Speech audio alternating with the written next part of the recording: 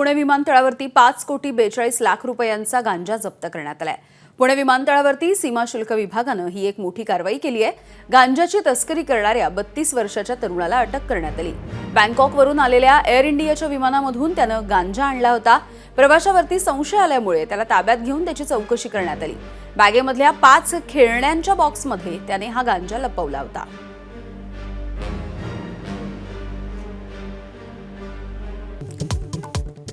लाच प्रकरणाशी माझा संबंध आला तर राजीनामा देईन, अन्न आणि औषध प्रशासन मंत्री नरहरी झिरवाळ यांची प्रतिक्रिया।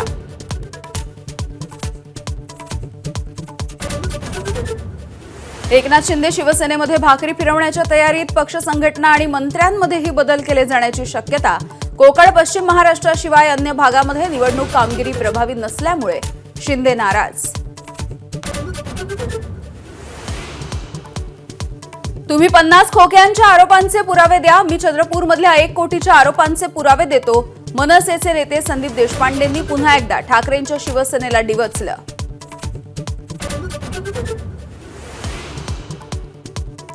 माजी मंत्री आणि काँग्रेसचे नेते रणजित देशमुख यांच्यासह तिघांच्या विरोधात नागपूर कोर्टाचा अटक वॉरंट। धनादेश न वटल्या प्रकरणाच्या सुनावणीला गैरहजर राहिल्यामुळे कोर्टाचा दणका।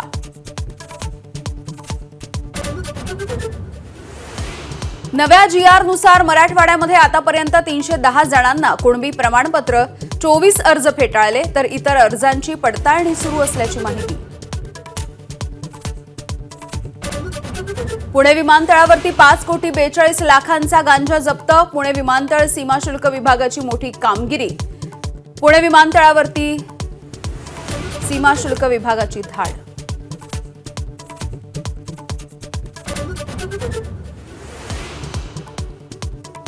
मुंबईतल्या गोरेगावमधल्या डीबी वूड या 45 मजली टॉवरला लागली आग। आगीवरती नियंत्रण मिळवण्याचे शर्थीचे प्रयत्न सुरू। इमारतीमधील रहिवाशांना सुरक्षित स्थळी हलवलं।